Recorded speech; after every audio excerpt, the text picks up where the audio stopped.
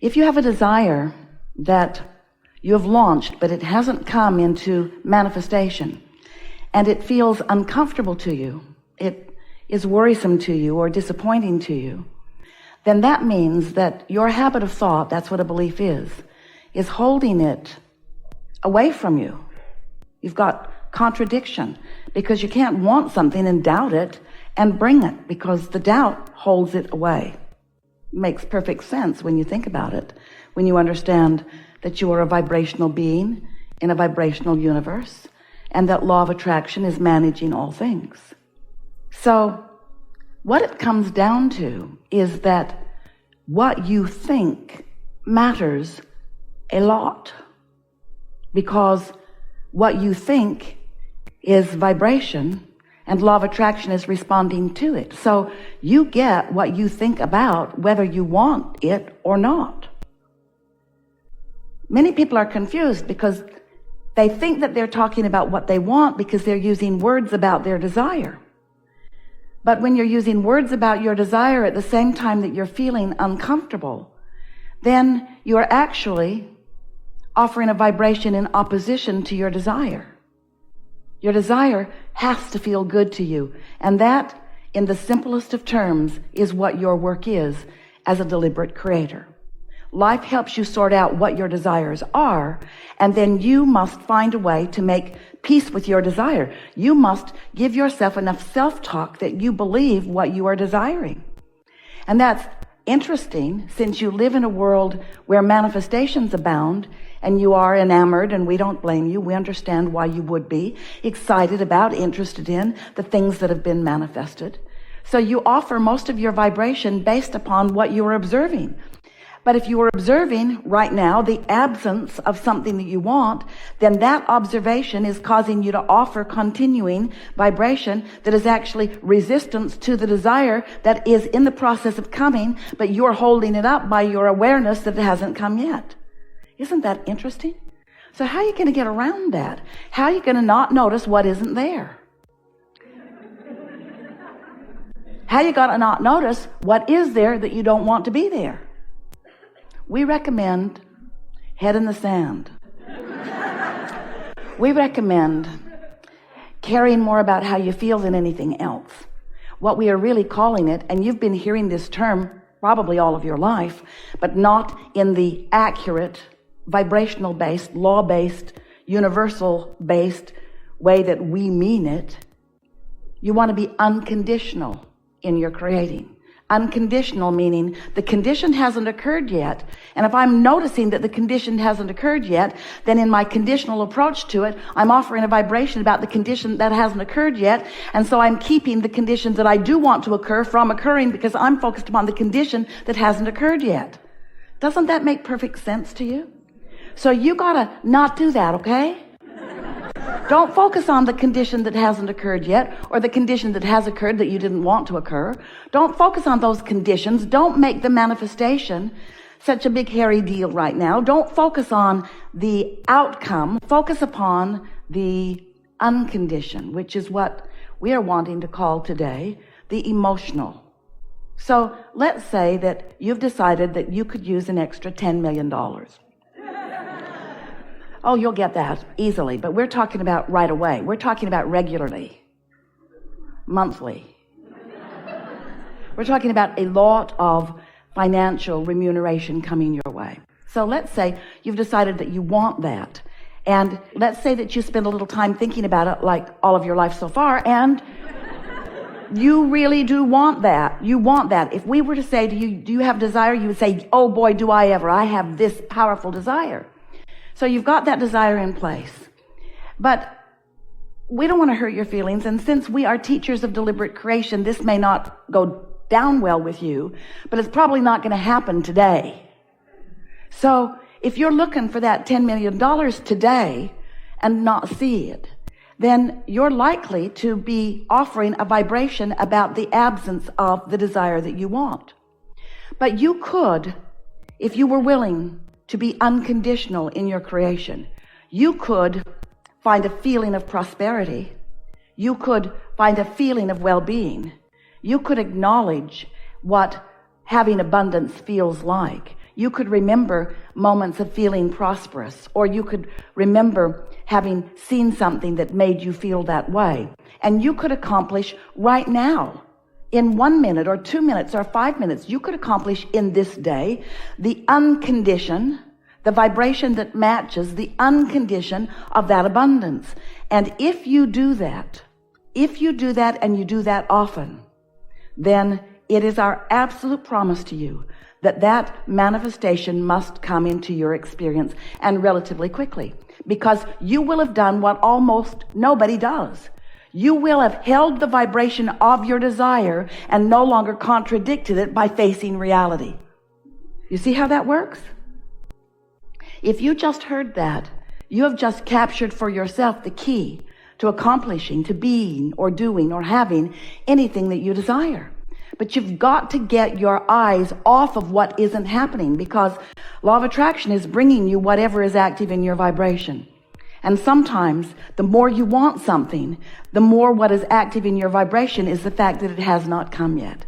So you've got this yearning, even hopeful, but mostly discouraged kind of feeling, because things don't manifest instantaneously. So how is it that things do manifest? How do you, because it is you doing it, it is not anybody else doing it, how do you turn your thoughts to things? How do you turn the vibration that you have launched? How do you turn it into a manifestation? How does it become actual? How do you see it and hear it and smell it and taste it and touch it? What makes it real? Most people never even think about that. They just look around the world at the things that are already real. This, what they consider to be finite pile of whatever good stuff they want, and then they just squabble over it. But you are creators. You have come to create your own pile, not to try to find someone else's and get them to give it to you. They don't want to do that. So if you can think just a little bit, we know it's an odd thing to consider, but how do vibrations turn into reality? How does the manifestation occur? Jerry was going to, and we are now with him, writing a book called Turning Thoughts to Things, because it is all about, you've launched the vibration. You've been listening to us for a while? So the creative process is what? Step one is ask. And ask comes out of the contrast that you're living. So you ask and launch these rockets of desires. Step two is source answers that rocket of desire, becomes the vibrational equivalent of it, is the vibrational equivalent of it, offers a vibration of it, stands as the accomplishment, the achievement, the fulfillment of what you've asked for. Your inner being stands there as the fulfillment of all of the desires, all of the composite desires, all of the amended desires that you have launched in a vibrational reality. You've been listening to us for a while. You may have read the book, The Vortex. That's what that is. That vibrational reality. We wanted you to feel the synergy of it. We wanted you to feel the calling power of it. We wanted you to realize that this vortex, this spinning vortex, is calling to its center all things that you've asked for. The question is, are you letting yourself be called to it? Are you in a vibrational place where you are allowing what's vibrationally accomplished by you to be perceived by you in what you want to call real life experience? You said to us, Abraham, I'll play your silly game. I will accept that I create my own reality, and I will accept that law of attraction manages it, and I will accept that I've launched plenty of creations, and I will accept that there is a vibrational version of everything I want waiting for me to achieve vibrational readiness with it. I just want to know, how do I get my money out of the vortex and into the bank? How does the vibration that you're so sure exists, and we are because we see it, we see the fulfillment of what you've been asking for. We know who you are. We know what you're asking for. We know it. We see where it is. We see where you are in relationship to it. And every word we speak is about helping you to achieve a vibrational stance that allows what you have created to flow easily to you.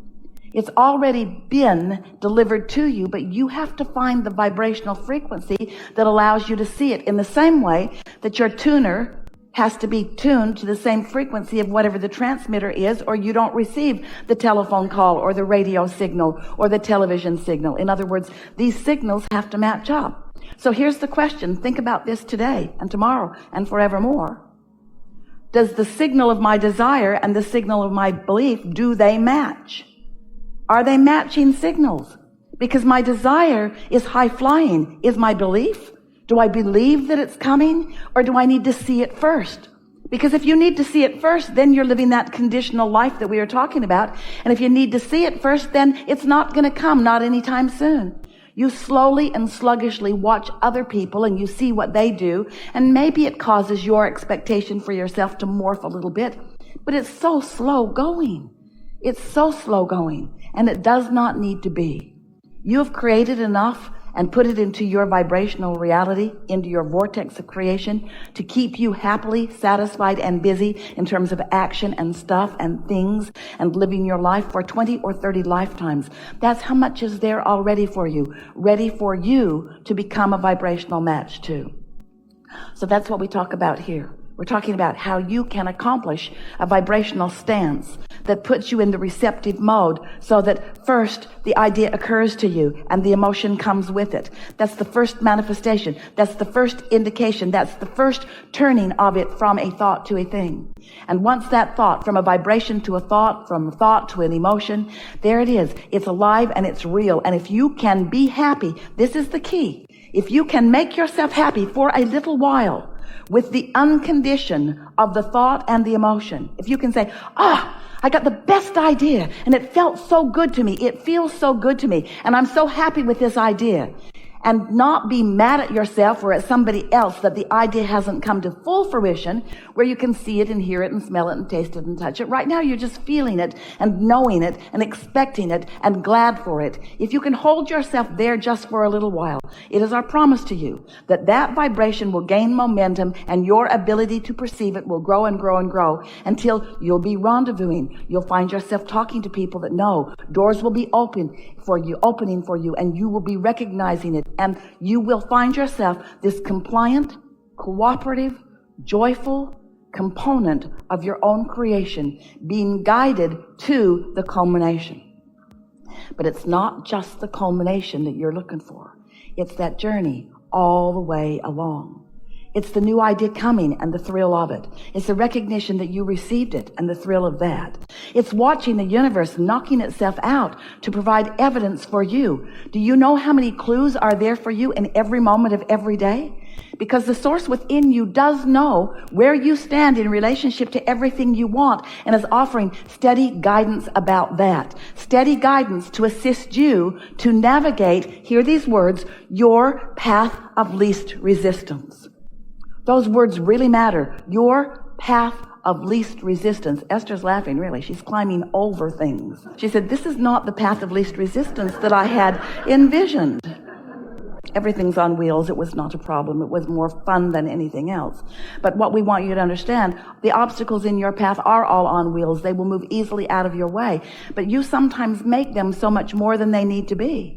So the path of least resistance, we want to stay here just for a moment. The path of least resistance and path of most allowance are the same path, aren't they? You just hear it a little easier with path of least resistance, because there will always be, we love you so much. You know what's coming next. There will always be some resistance on your path, because you are leading edge creators. You're out here in the environment of contrast. You are here where from the contrast you are giving birth to desires.